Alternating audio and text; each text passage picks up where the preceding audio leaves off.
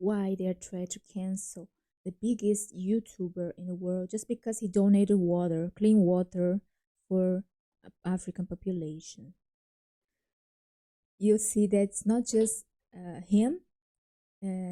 Anyone who breaks a logic, a true logic on the humanitarian aid can suffer the persecution, and you understand today.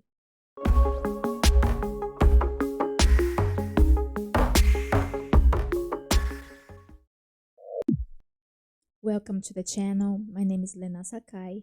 I'm Green Business Post editor, and today I wanted to talk about a documentary on humanitarian aid, and I saw the Mr. Beast, the biggest YouTuber in the world, news on donating 100 wells to some African countries, and he gave them clean water because they don't have access to clean water to drink, take a shower, wash the clothes, and he impacted 500,000 people.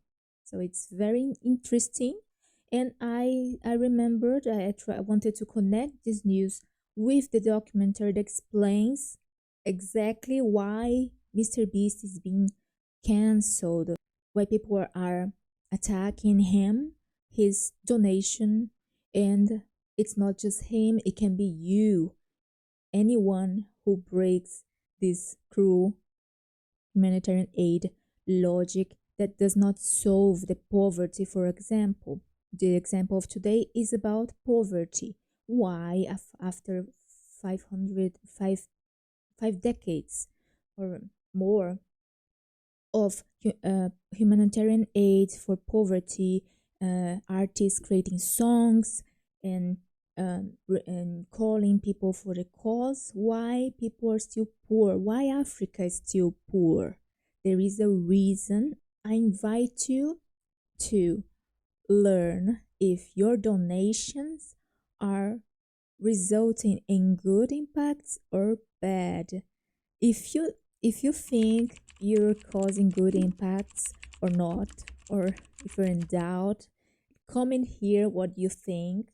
So let's go to a very simpler logic, the efficiency logic of why people are criticizing him and can be criticizing you too. If you do donate or start a work for a cause, it's the efficiency. If you show efficiency, if anyone shows efficiency, results, what happens? Mr. Beast showed 100 wells, right? What happened when people saw that number? They started asking, like, where are the wells of the NGOs, the non-governmental organizations, the non-profit organizations, and their wells? Where are the NGO wells located? We don't hear about. One person built 100 wells, and maybe more than 100 NGOs, we heard no wells about them. So what are them doing with the money? What are them solving if poverty is still there? People started raising those questions in social media. And so you can see that if some are efficient, the inefficient ones are not going to be good in the picture, and their inefficiency is going to appear. So many people that might be criticizing Mr. Beast might be the inefficient ones, the ones to hide their inefficiency by focusing, trying to talk about these critics, like he can be doing this for views, where is his maintenance team, and trying to avoid the topic of inefficiency of where are their wells. So it's not just with famous people like Mr. Beast, can be with you doing a work. And now let's talk about the detail that makes all the difference in between, like, you do something good, but some details, they result in bad impacts of the work the cause you try to solve. And well, we shouldn't let this happen. So what are those details? Before we talk about these details on this case about poverty that we're going to talk about, that I want to bring you the documentary. I wrote this book exactly because of those details. I bring 5 failure cases of governments and organizations that are working for good causes, but the execution made them harvest negative impacts in entire populations, and in their organization. So I saw, like, every week news about those negative impacts, and it seems as if ESG issues are not good because there were negative results. But it's not the issue, the problem. The problem is the execution. So if you want to learn more about some cases, learn from companies and governments, or you know people that will benefit from this content, I've organized the content and my knowledge and research in this book.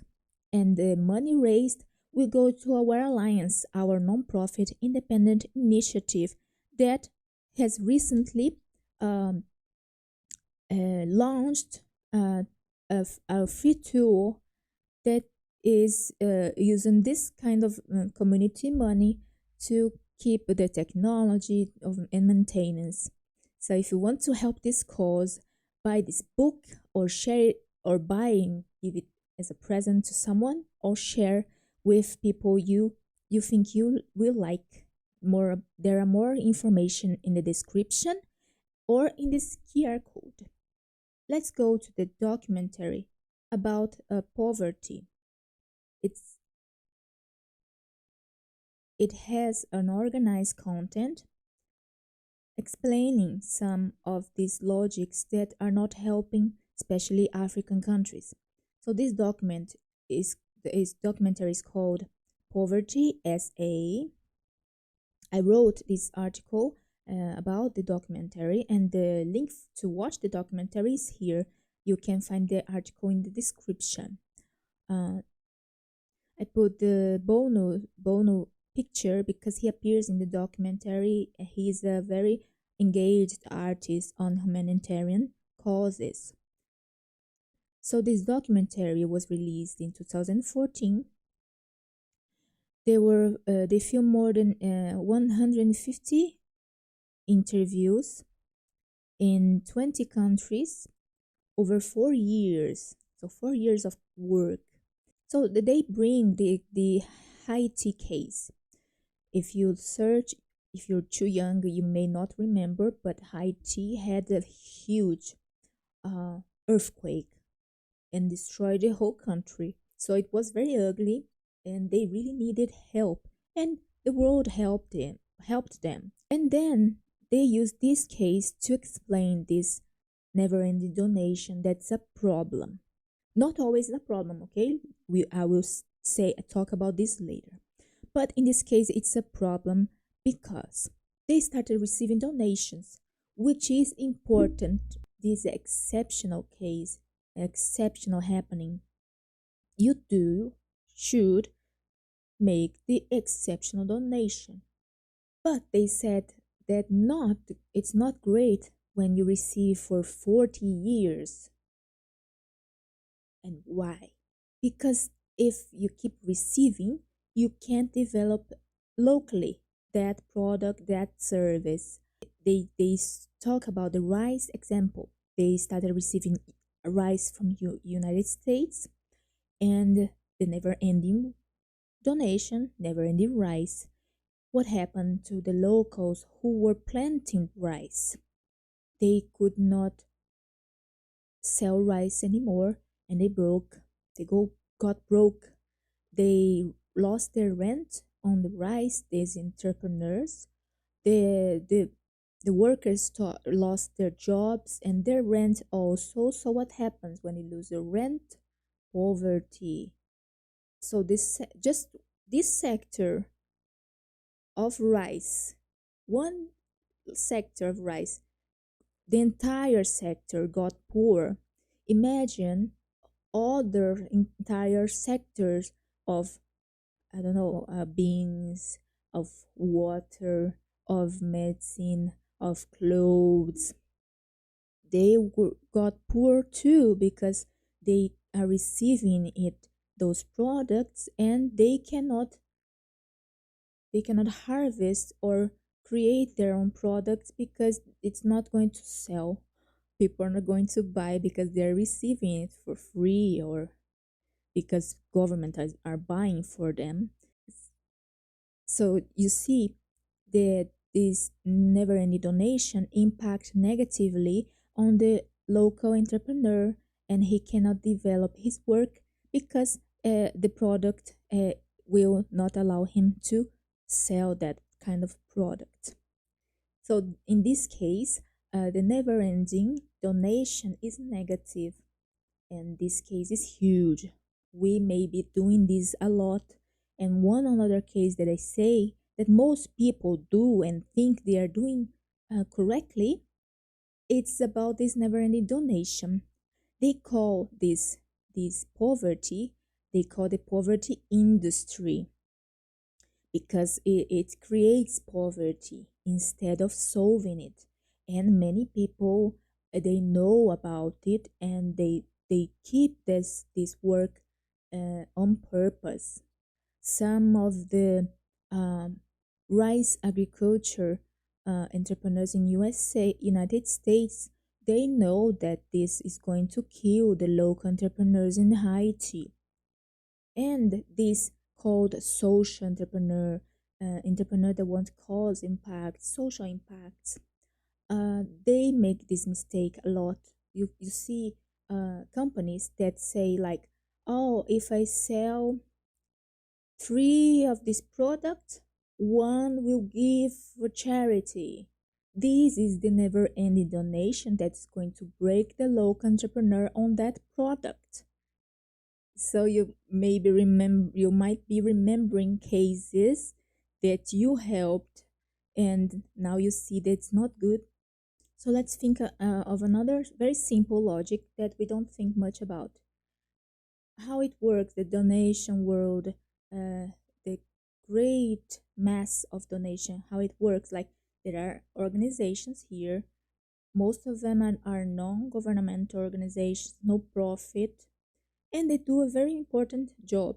They know which problems are happening where, and they raise money from governments, from international institutions, donations, to allocate those resources, especially finance resource, can be products, can be services, to those countries that need. And they raise the donations and allocate there. That's excellent job.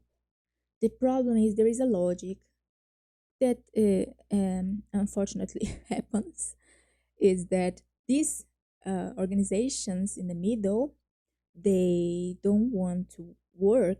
If they solve the problems they are trying to solve, then the population won't need their job anymore. Are you going to work to lose your job? No, right? So there is this conflict of interest in these organizations because they earn money, they're paid to do that work, and there are people that are employed here, earn their salary. And if they solve those problems in the poor countries, needed countries, then they won't need their work anymore, and they will lose their jobs here. So there is this conflict of interest that can also be um, a cause of not solving the problems, unfortunately. And now the last, the logic, the important one that you need to learn to see if you're going to donate well, if your donation is going to do good. How to know, I put here in our note, how to know if you're doing good or not, if your donation is doing good or not. Like I said, never ending donation, it's negative if it's like that. And why? Because it's impacting the local entrepreneur. So we need to see if the local entrepreneur is going to be impacted negatively. So if your donation is interrupting the local entrepreneur work, you're causing negative impact for the population. You're helping the poverty industry because the entrepreneur, he doesn't need to be social entrepreneur. They're all social entrepreneurs. They all cause social impact, the best social impact that's possible. They take people out of poverty. They create rent. They create jobs. That's the best impact we can make in people. So remember, analyze if how your donation is going to impact in the local entrepreneur. And a very good never-ending donation you can make that will cause great impact, the impact you want to see, helping people develop their life, their family, their economy. You can donate to organizations that are focused on helping local entrepreneurs. They will help to change the environment, to be in favor of the local entrepreneur. And those issues they raise in the documentary, the main issues they need to help to solve in their countries. And that's my suggestion to the non-organization, non-governmental organizations that are trying to help allocate resources to solve and develop countries.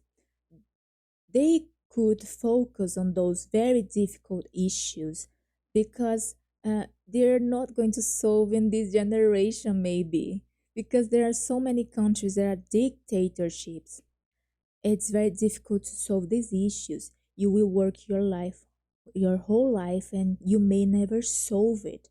So focus on these difficult issues that you never lose your job.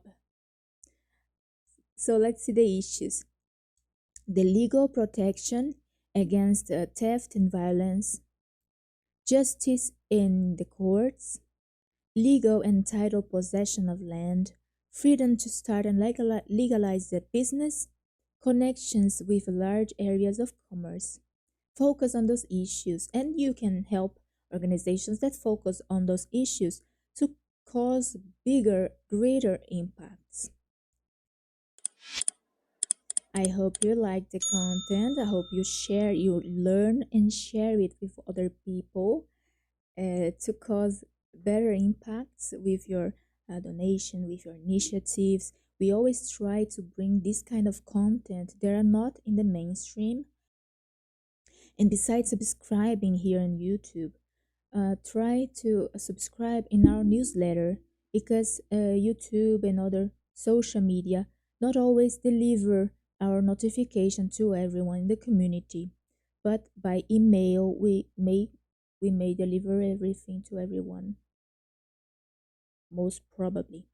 So subscribe, it's in the description. Subscribe to our newsletter and we'll send you our initiatives, our community initiatives, and you keep up better with what's happening around us in the ecosystem. So see you in the next video. Green Business Post: Positive Impacts for Sustainable Communities.